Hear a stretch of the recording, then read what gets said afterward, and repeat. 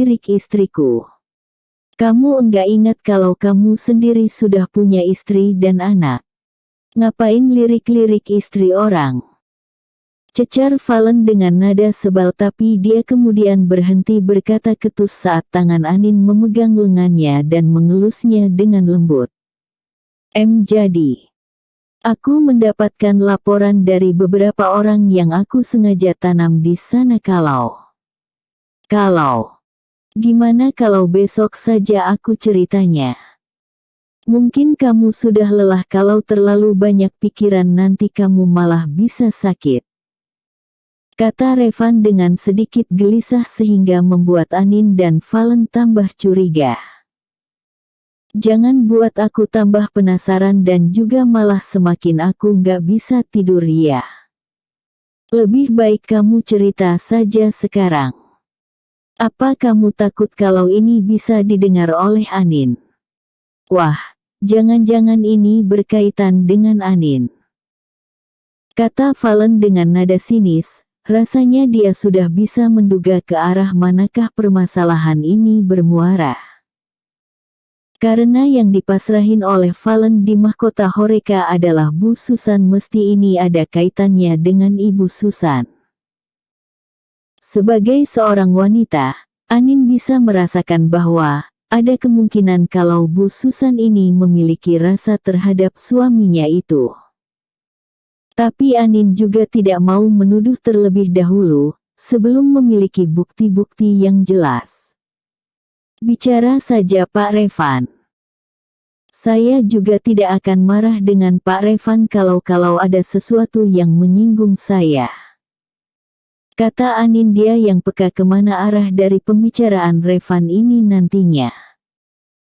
Mereka bilang kalau ada sesuatu yang disimpan oleh Ibu Susan. Rumor yang tersebar di sana adalah bahwa Ibu Susan itu adalah calon istri pewaris tunggal dari Weston Group. Mungkin karena selama ini mereka belum pernah melihat siapakah CEO dari mahkota Horeca. Dan tampaknya CEO dari mahkota Horeca pasrah betul dengan Ibu Susan sehingga kecurigaan demi kecurigaan itu muncul. Jelas Revan tanpa mendetilkan permasalahan yang ada. Oh, kalau permasalahan siapakah yang akan menjadi CEO dari mahkota Horeca, bukankah aku sudah bilang sama kamu setelah aku pulang dari Singapura ini aku akan mengangkat Anin sebagai CEO mahkota Horeca Group. Yang berarti aku akan menggabungkan antara Bagaskara Group dengan mahkota Horeca. Ini juga menghindari omongan orang yang berkata bahwa Ibu Susan adalah calon istri dari pewaris tunggal Weston Group kan. Masa CEO-nya perempuan terus bisa jadian sama wakil CEO-nya yang perempuan juga? Analisa Valen kepada Revan yang tadinya mengkhawatirkan kondisi mahkota Horeca dan segala rumor yang ada di dalamnya. Revan hanya bisa mengangguk-anggukan kepalanya memikirkan bahwa analisa yang dipikirkan oleh Valen itu ada benarnya. Mungkin dia ini terlalu khawatir dengan berita-berita itu, terlebih sebetulnya dia khawatir dengan rumor tentang Ibu Susan yang menyukai bosnya sendiri yaitu Valen. Karena tipe-tipe pelakor itu justru sukanya menikam dari belakang dan ini kalau tidak segera dibasmi dari awal akan menyulitkan mereka di akhir. Aku akan berusaha untuk mengurangi intensitas pertemuan dan intensitas hubungan dengan Ibu Susan, supaya tidak ada kesalahpahaman di kemudian hari. Siapkan rapat untuk penggabungan dua perusahaan. Pengangkatan CEO juga akan dilakukan di hari itu juga. Siapkan antisipasi gangguan dari orang-orang yang kita curigai, kamu tahu kan maksudku? Tanya Valen sambil menatap ke arah Revan yang masih sibuk menyetir. Siap bos, saya mengerti apa yang bos maksudkan, kata Revan dengan nada menggoda. Laporan yang lain? Tanya Valen mengacuhkan godaan dari Revan. Berkas-berkas yang ditinggalkan selama Anda ke luar negeri sudah menumpuk. Apa ini sekalian kita tanda tangan berkas-berkas? Tanya Revan masih dengan nada menggoda. Langsung saja Valen mengerang dengan keras. Gimana kalau kita skip yang itu buat hari esok? Kepalaku masih pusing kalau melihat berkas-berkas dalam jumlah banyak, apalagi kalau aku disuruh meneliti satu persatu proposal yang akan aku tanda tangani. Untung saja aku memiliki kamu yang bisa dipercaya untuk meneliti berkas itu dulu sebelum aku tanda tangani. Kata Valen sambil menyanjung Revan. Tapi Revan segera menggeleng dan menasehati Valen untuk tetap berhati-hati kepada siapapun itu karena biasanya orang yang menusuk dari belakang itu adalah orang-orang yang terdekat dengan diri kita. Tak berapa lama kemudian sampailah mereka ke rumah sakit di mana ayah Valen dirawat. Ia sudah tidak sabar untuk segera menemui ayahnya. Meskipun sudah lama tidak bertemu dan baru-baru ini saja dekat lagi, namun perumpamaan darah itu lebih kental daripada air adalah benar. Mereka tidak kesulitan untuk beradaptasi bersama dan menjadi dekat begitu saja. Valen langsung saja menggandeng Anin dan mengikuti Revan masuk ke dalam sebuah ruangan VIP tempat di mana ayahnya dirawat. Ayah. Sapa Valen kepada ayahnya yang berada di dalam ruangan rawat inap bersama beberapa bodyguard yang menjaganya siang dan malam. Valen juga Anin baru saja pulang ya? Tanya ayah dengan nada senang. Bagaimana ayah bisa masuk ke dalam rumah sakit? Cecar Valen dengan nada ketus. Tapi sebelum ayah Valen menjawab, Revan sudah menjawabnya terlebih dahulu. Ya biasalah, karena ayah kamu itu pikiran, karena rindu dengan anak dan menantunya. Untung saja anaknya ternyata gak seperti yang dipikirkan, bisa juga buka segel istrinya. Lah setahun kemarin ngapain? Sindir Revan dengan nada mengejek, apalagi ekspresi wajahnya ngeselin banget sehingga dua bapak dan anak itu bebarengan menghujat Revan. Revan. Suara berat dari ayah Willy membuat Revan menyemburkan tawanya begitu kencang seakan tidak takut kalau bos besar yaitu akan marah. Bahkan dia terus-menerus tertawa sampai dia memegangi perutnya yang mungkin akan segera kram kalau tidak menghentikan tawanya yang begitu lebar dan lepas itu. Tawanya bahkan menular kepada Anin yang hanya bisa tersenyum melihat asisten suaminya yang begitu kocak. Apakah kamu berminat untuk dipindah tugaskan di Afrika atau Afghanistan sekalian? Supaya kamu bisa menularkan tawa bahagia di atas penderitaan orang lainmu itu di sana. Kata ayah Valen dengan nada sarkas, yang membuat Revan diam seketika. Gantian Valen yang tertawa melihat asisten yang sekaligus asisten ayahnya itu terdiam setelah mendengar bahwa dia akan dimutasikan ke Afghanistan. Kenapa kamu tidak tertawa lagi saja? Kan kamu senang tuh kalau bisa ngetawain kita berdua. Sindir Valen dengan nada sinis. Hehehe. Ya maaf. Kata Revan dengan nada tanpa penyesalan. Membuat ayah dan anak itu menjadi sangat kesal dengan asisten mereka itu. Untung saja asisten ini cekatan dan pandai kalau tidak mungkin benar-benar sudah dipindah tugaskan di Afghanistan oleh ayah Valen. RSMM 53. Di luar kafe, laki-laki itu langsung berguna lirih. Akhirnya aku menemukanmu. Laki-laki itu langsung berjalan menyusuri jalan itu kan berbelok ke arah gang menuju ke sebuah perkampungan kumuh. Aku menemukan dia. Katanya kepada seorang wanita yang menyambutnya dari sebuah kontrakan di tempat yang begitu padat penduduk.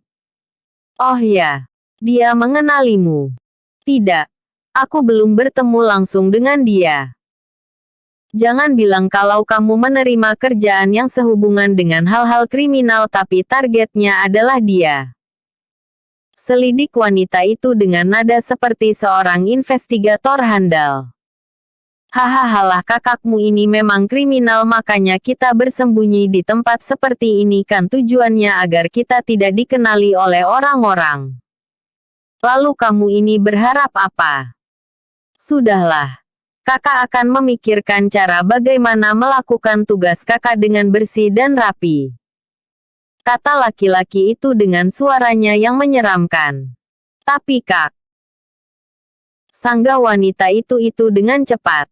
Namun laki-laki itu kembali memotong perkataannya dan berlalu dari situ, membuat wanita itu hanya bisa menggeleng karena kesal dengan tingkah laku kakaknya yang tidak pernah mau mendengarkan apa yang menjadi di pemikirannya.